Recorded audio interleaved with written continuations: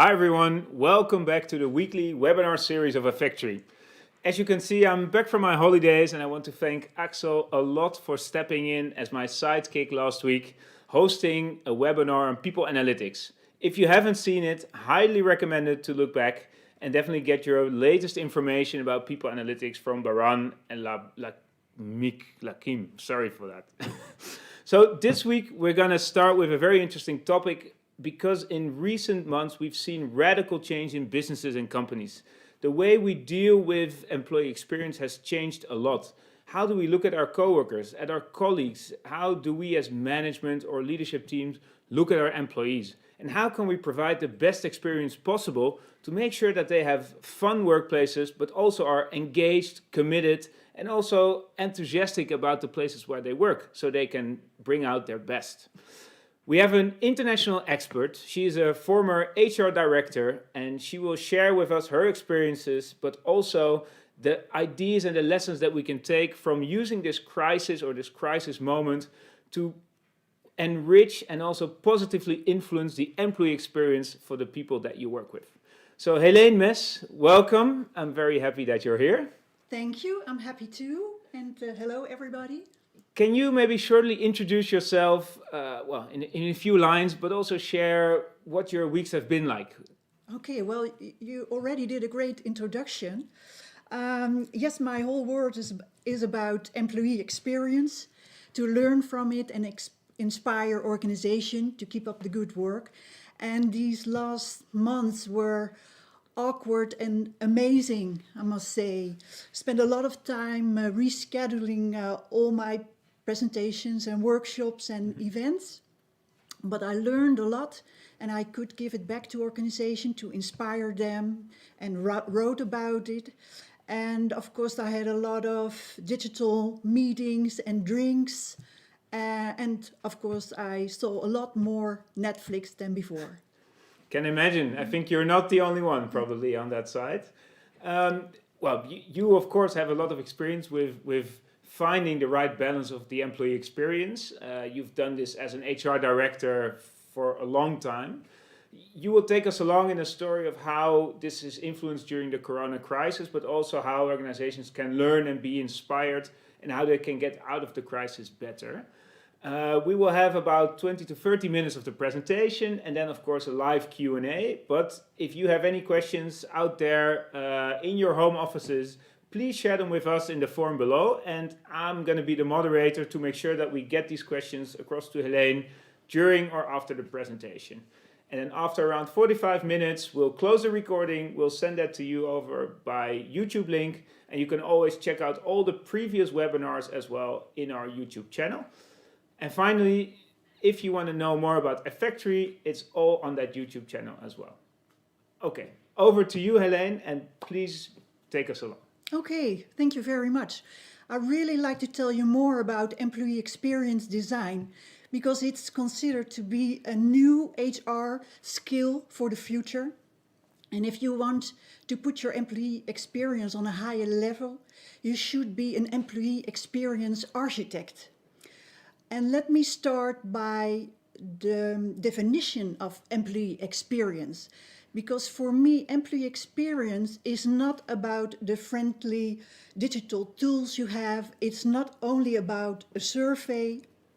It's not a new word for human resource management. I have another definition I'd like to share with you. It's about all the moments you have with employees from the moment they got in touch with you till the moment they leave your organization. All that touch points that their experience is shaped.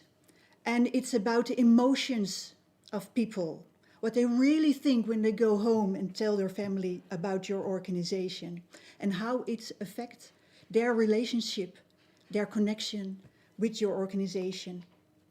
And it concerns the employee perspective and not the intention of the organization. It's from their point of view. And the goal of employee experience is to strengthen the bond between the organization and employees and allow your employees to experience more happiness at work. So this is my definition. And how did we do with the employee experience during COVID-19? Well, this was from a financial service in the Netherlands, and they say, pay attention to how companies treat their employees during these times. And you should. They started a website, Put Your People at One, and it has over 200 members already who agreed with putting your people at first in these times. And organization with a high employee experience, they put their people first. They look at people holistic. They're very aligned with what they do outside and inside. They use data. They're very data-driven. They use an integrated approach with all the departments, and they co-create their experience together with their employees. And how did we do in these times? Well, if you ask people, 90% of the people, it's also in the Netherlands and international, they are very happy with their employer. The employer really tried to do a good work now. And almost 50% said that they based the decision to stay or leave the company after these times at the attitude is shown, what is shown now. And the younger the people are, the higher the percentage. So the way you treat your people now is very important for your future. And what can you do if you want to improve the employee experience? Well, we look at 5, let's say, buttons to turn on. You can look at your culture. You can look at your physical workspace, at leadership, and the way you organize things. You can look at the employee journey you provide and the technology that works for you. It happened to be very important this last week. And I took some examples with me of great employee experience, and I'd like to share it with you. Here you see survival kits, organization sent to the homes of people. And if you look at the right side, you see the toilet paper. You really need that if you want to survive the last month. And another example, companies sent a lot of presents, a lot of chocolates, candies, flowers, fruit to people at home, nice cards, nice letter from the board, very nice. And I like this one very much. Create your own cinema, download it, you get your package of candy, and you can stay at home and have some fun together. And another example, that companies send flowers to health workers to thank them.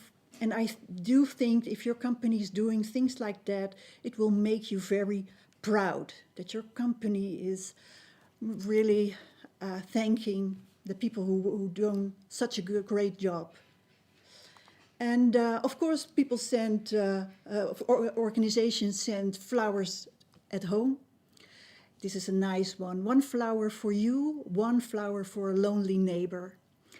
And we saw some actions about collecting, for example, your iPad and send it to people who are sick so they could communicate with their family. Another example, that people who were at the head office made lunch for the people who are really vital for our society and gave it to them. Very sweet. This is an example of an amusement park, the Efteling, in the south of the Netherlands. They were closed and they opened one day their park for employees and their family. They had to stay in the car, but normally you cannot enter that park by car. You only walk there, but for now you can stay there, and your family could drive through the park, and at the end all the children got a lot of books to play with and read in, and well, have a nice time. I love this one. This is from ABN AMRO. They started great communication with a Stay Engaged challenge. A lot of organization helped people to work at home. They brought in this, the screens and facility. Some organization paid money so you can pay things you need to work at home, or another chair or another desk. And birthday were not forgotten. They send it to you at home. And onboarding, you had to make the first day something nice, and this lady got a lot of presents and balloons sent at home for the first day she started to work. And this is about manager. This manager is Richard. Richard, if you're watching, I'm sorry for this, but he put this picture. He put this picture on internet, and I do think that leadership is taking a different role. If you look at your manager like this, and you see his children and the cats, I think you get a different connection with your boss. And this is a nice one. Dan Price, he's the CEO of Gravity Payments. I had to remember that. And he was going with his organization through a rough time, but he asked all his employees, what can we do about it? And then they made a decision that the employees got their pay 20%, and he cut his pay to 0. I think that's a great example. But if you want to have a great employee experience, it doesn't happen by accident. It happened by design. You have to think it over. And not what we're doing, are we doing right in organization? For instance, I remember something from a couple of years ago. We were in the board, and we wanted to have something nice at the wall. We want to have a painting. And the whole board asked a famous painter to make something for the board, very colorful, very bright, and we loved it. And we put it on the wall. And the meetings were boring, but the paintings surely helped. And after a while, we had a great idea. We said, why not give all the employees a copy of that painting at Christmas? So we did. We thought we had a nice present. And a few weeks later, I was in the car with one of my drivers from the company to visit customers. And he said, Helen, that awful painting, was that your idea? I threw it away. And then I remember, yeah, if we like it, why should everybody like it? You know, we make mistakes, and we make more mistakes when we design the employee experience. I have 7 design mistakes. Like, for instance, we're going very fast from the problem to the solution, and we should take more time to see the problem behind the problem, the underlying problems. We go too fast. This is the problem. This is a solution. Has anybody a better idea? No, we go for it. Or we ask for a solution, and we ask it to the experts of your organization. And they think and design it for a target group. Or we copy from other organizations, but you should be unique and not copy. Or we start from our own perspective, like we did with the painting. We thought it was nice, so we thought that 2,000 people would like it. Or we go on and we make no distinction in the impact or the frequency of experience. Everything is fine. But there's a difference between experience.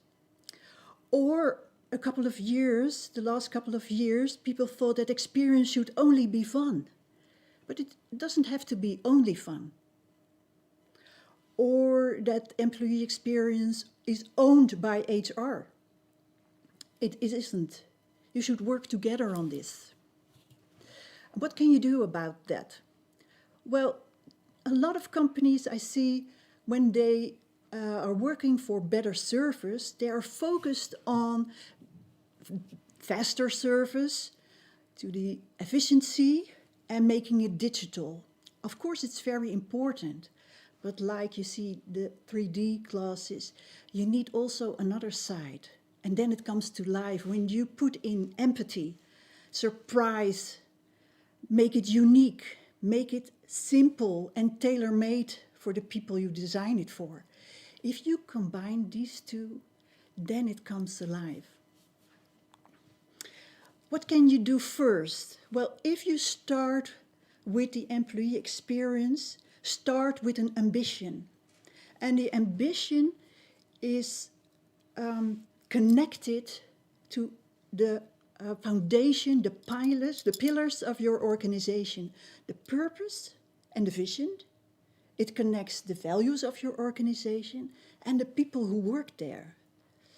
If you combine these three and make your employee experience ambition, then you have a foundation to work on. And the next is that you should learn from marketing and use personas. We're not so used with working at HR with personas, but it surely helps marketing and it can help you. And don't fantasize a persona. Make it based on research, and a persona should be representing a specific segment of your employees. And you surely have to make it come alive. You have to give it a name, an age, an education, his personality, what he hates, what he loves, what kind of life events he's going through, how his social life is looking like. When you have personas, not that much, but a few in your organization, you really can step into their shoes and think, like this one, Clark, what would he think if we introduce this? How would he feel? Would it make him happy or not? Another very important when you design is listen to your employees.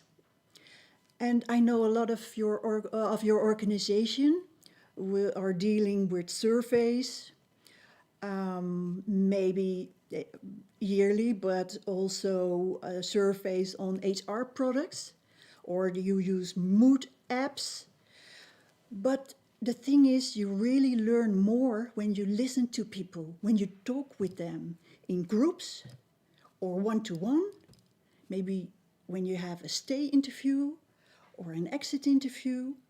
And you can also learn by observation.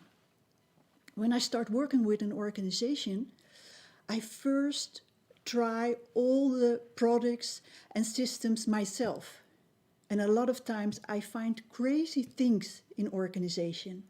Sometimes I try to react on a new job, and the system doesn't allow me to put my resume in the system. So if you want to learn more from your employees, really talk with them. The figures and the surveys are great, but combine them with your conversation. And then the method we use for employee experience design. Like I said, first spend much more time in discover the real problem, the people who are dealing with it, the target group, and put yourself really into their shoes. and listen to them. And then you gather a lot of information. And that information you can put on a mapping chart. You can put there what's actually happened, the facts, what the employee really needs, what he's thinking, what he's saying, the touch points he's dealing with. And then when you have an overview, you see very fast the high experience and the low experience. And when you have that overview, when I go back, then it's time to choose what subject you're going to work on. And then you create ideas with the people from your target group. Don't think for them, but co-create the solution with them. And the next step is that you prototype your solution. Don't make 100% complete solution. No, just try. And keep on trying. And keep on learning. Better start fast than being perfect and start too late. And keep on testing and asking your employees if it makes them happy. And keep on working with that. And then the future. We are, in the Netherlands, we're already busy with reboarding. And we are talking about a new normal. And I would like you to consider not a new normal, consider a better normal. We learned from the last month. Let's keep up the good work. And reboarding is such a great moment to show that you really care for your employees. And don't treat, like I see some organization, like reboarding the first day is just like a normal Monday. It isn't. People were home for a lot of time or had totally other things on their mind. So can we make COVID-19 the best thing that ever happened to employee experience? And if people come to your work, to the office again, can you spend time with them and ask them how they really are, how they felt the last month, what kind of talents they discovered for themselves, what do they need for the coming months, how you can help them. If you want some inspiration of that one-to-one talk or inside your team, you can find it later on our website. We put some information on that. And I already also took some examples from great organization. Like, for instance, this organization really made a lockout moment, a special moment to remember. And of course, this is a hospital. And they put a piece of art in front of the entrance, and they thanked their people for doing such a great work. And you don't need to be a hospital to remember, to thank people, and make a special moment to say goodbye to the last months and looking forward to the future. So consider a lockout moment. And if you change your workplace, I see some companies where I get the feeling I'm in a complete war zone. With all kinds of yellow marks and don't do that and it's forbidden that. Use nudges, subtle little pushes in the right direction. You don't need to put a fence around your desk. Make something nice in the carpet so people understand that they should keep their distance. And for instance, watch your tone of voice.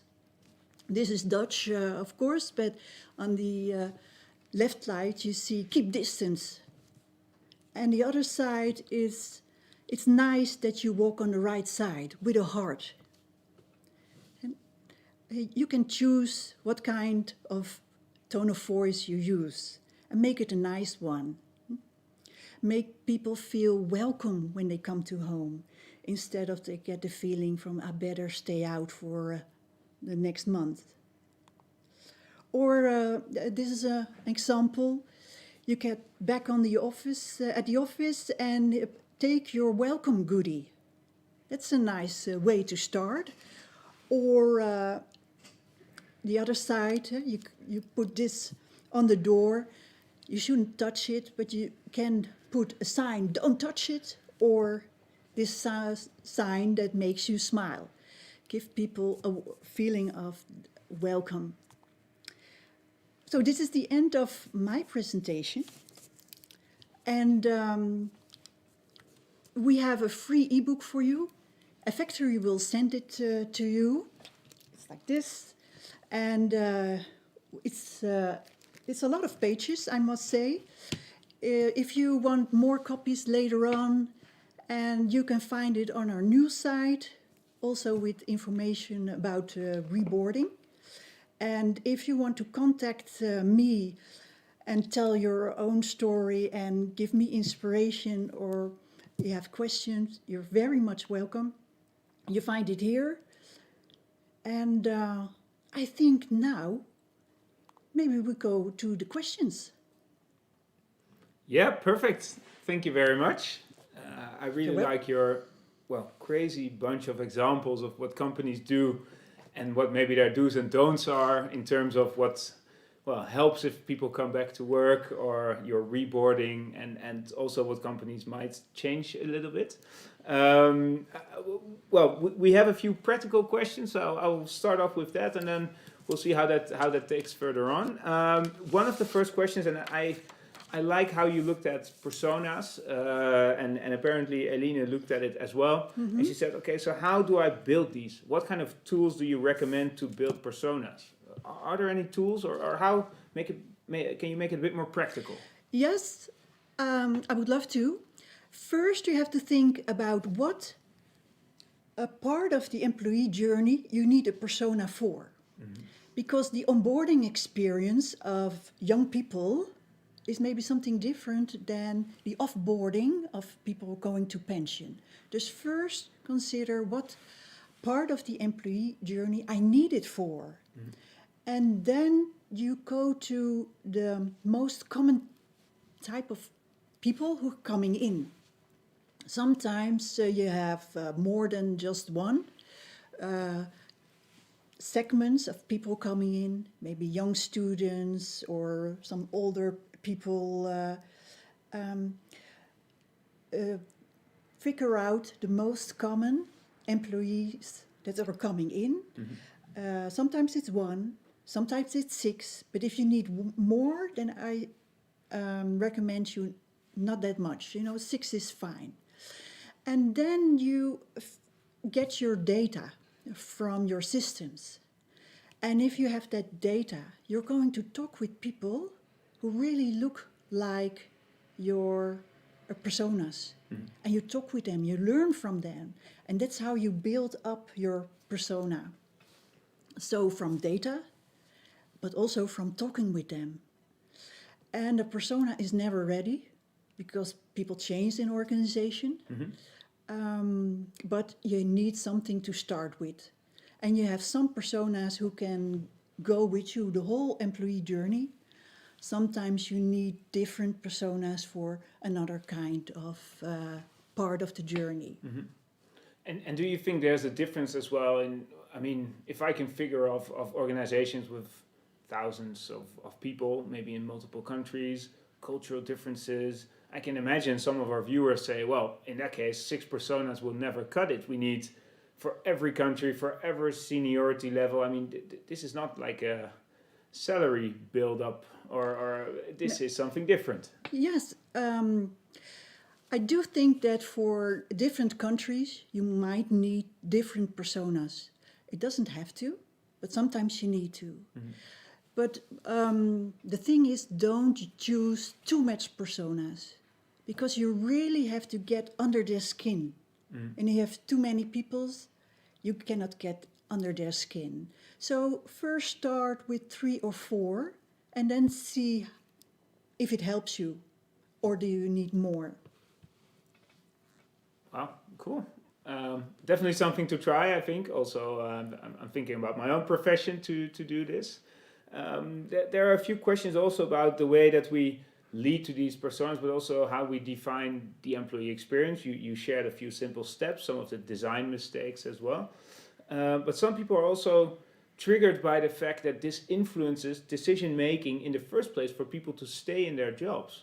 And they're asking us, okay, so where does this come from? Can you share a little bit more of that first slide you shared? 90% of people are satisfied. Mm-hmm.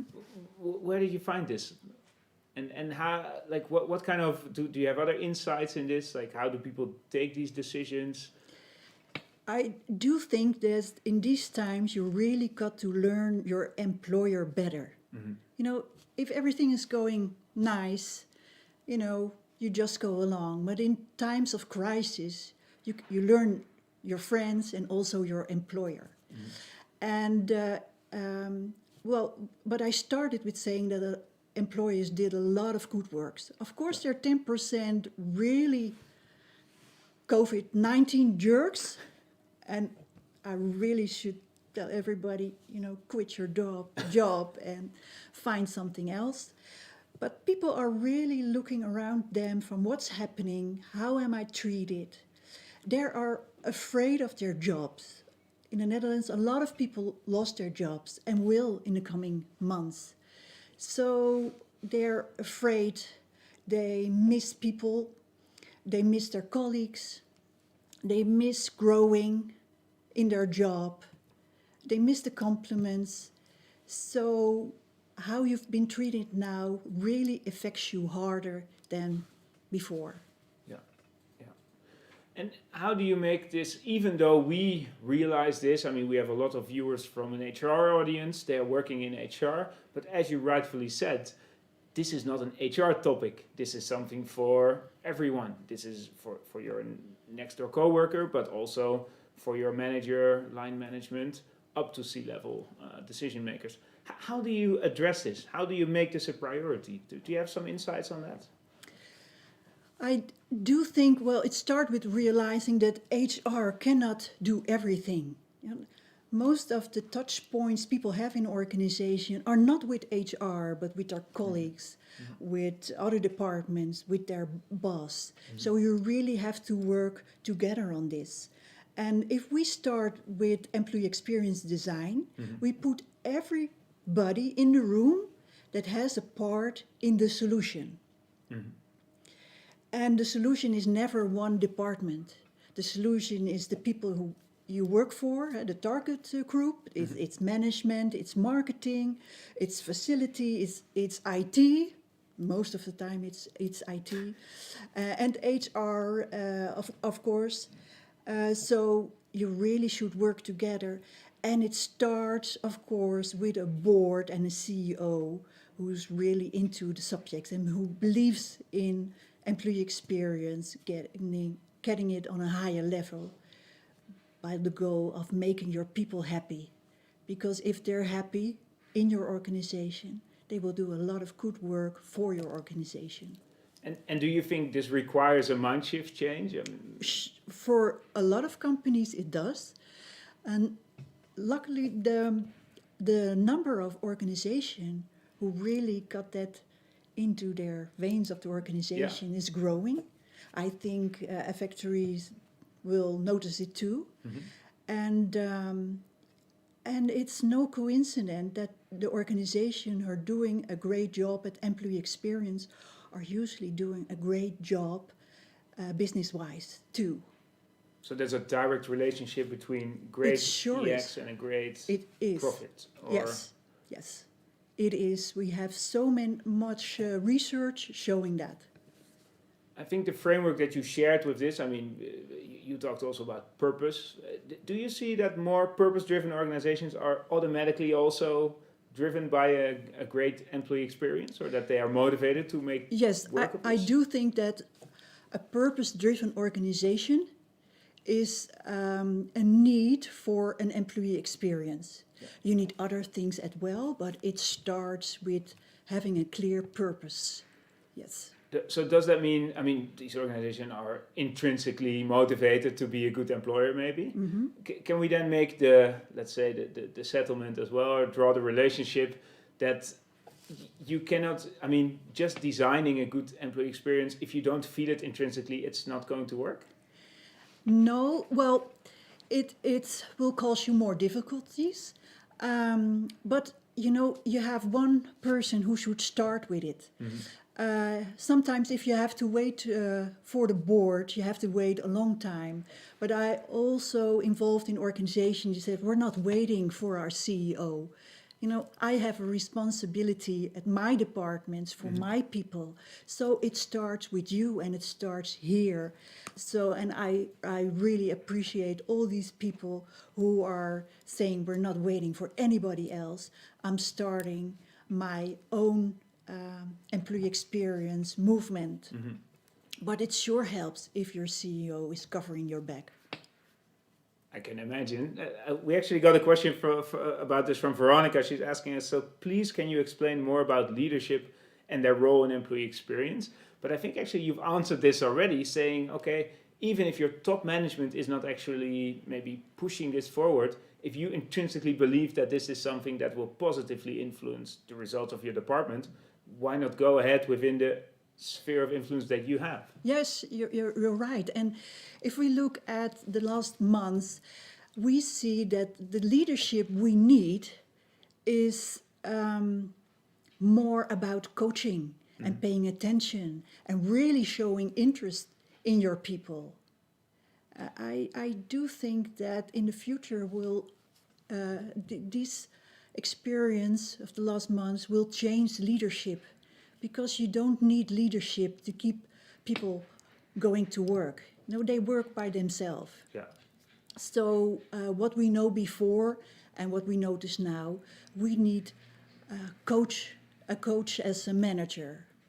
And for inspiration, of course, too, but more a coach, servant leadership.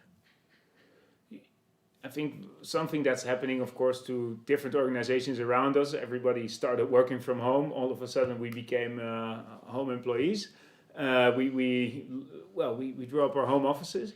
How does that influence an employee experience? Or have you seen examples of organizations? I mean, you shared something of motivation, maybe, like, come on, guys, we're going to do this together.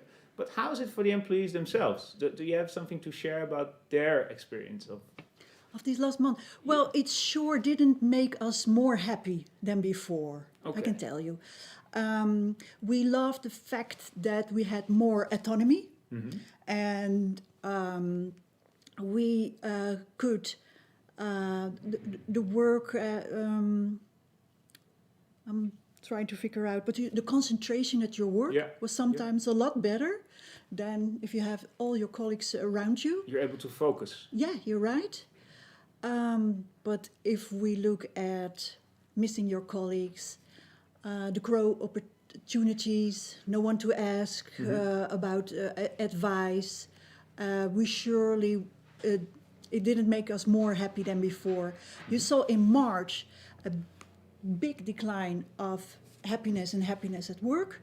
We're getting up a little, getting used, the children are back to school. So if we find our way. But if we look at the future, 50% of the people say we're not going to do this a lot longer. They really like to go back to work, to the office again. Maybe not 100%, but I see that a lot of people are interested in maybe 50-50. Because it's nice that you don't have to travel and open up your laptop like you did at home. Yeah. And but we sure missed the face-to-face contact. Digital meetings is fine, but it's not the same. You cannot talk at the coffee machine and show some interest in each other. Yeah. Now, I mean, looking at generations, maybe there's a question from Eileen as well, saying, so how does this work for generations? I'm part of the millennial generation, I think. I'm used to working digitally. I'm happy to log in wherever I am. I used to fly to wherever and then work on the plane or something like that. Is there a difference between generations in this regard? There is something, but it's also about the kind of job you're doing, your personality, the where you are in your career. If you're younger, you want a lot more advice and people who really show you how the work has been done. Yeah. So it's a total combination, and so it's you cannot really say for older people it's different or for younger people. It's depends on a lot more. And that's that persona that you have to Yeah, draw yeah, up as you're well. right. The age Yeah. itself might not only influence No, how no, people not look at it. all. No. Great, thank you. I'm looking at the questions as well as time, so we're rounding off as well. I'm going to look at the final parts. People are asking us about your employee experience framework. I mean, you mentioned, I think you call it the HEART model, or Yeah, we do. one of these places, on the one hand, energizing workplaces, and on the other hand, it's technology that works for you. And these were, I think, in the last months, very challenging for a lot Yes. of people. Yes. I guess you've seen that as well. Yes, right. The workplace was not the office. That was your room or the kitchen table. Yeah.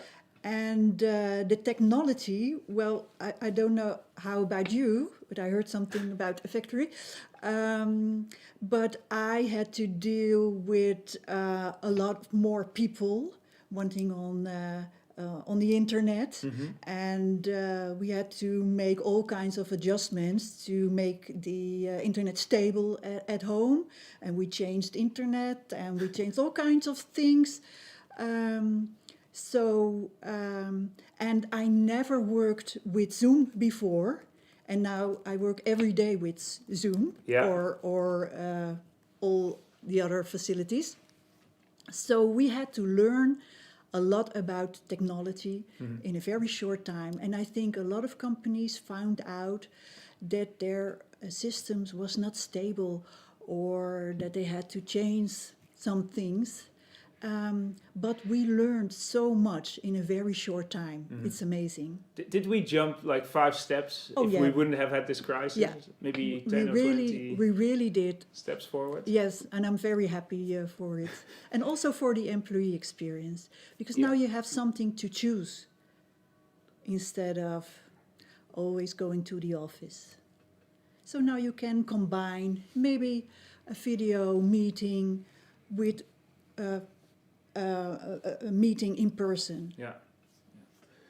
Final question.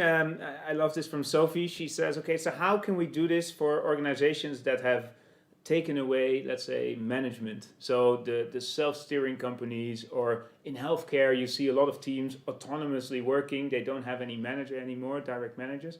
How can you ensure that this kind of satisfaction or pleasure or fun work experience still happens if you don't have anybody to bring the team along? I do think that even organization without management, they have projects together.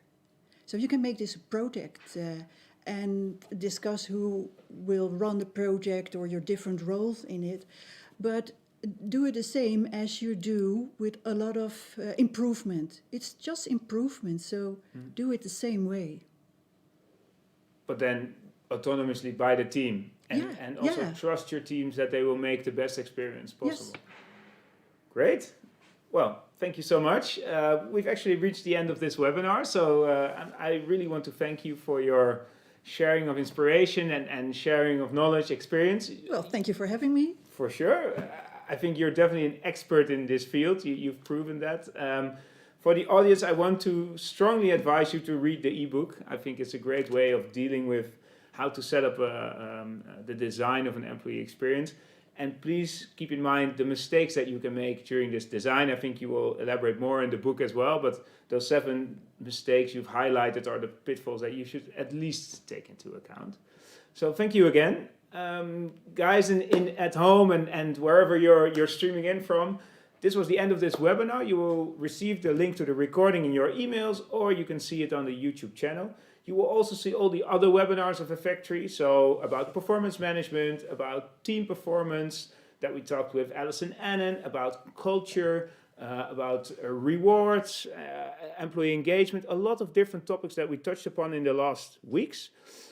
Next week, we will have Agnes Schrijver. She's the CHRO of Volksbank, one of the bigger banks in the Netherlands, and she will share her lessons and the experience she had over the past weeks during this crisis, but also in the previous weeks before that. So how does a bank work with their employees and bring out the best in them?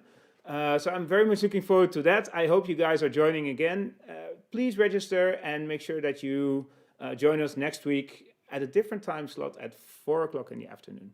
Okay, have a great week and see you then. Bye-bye.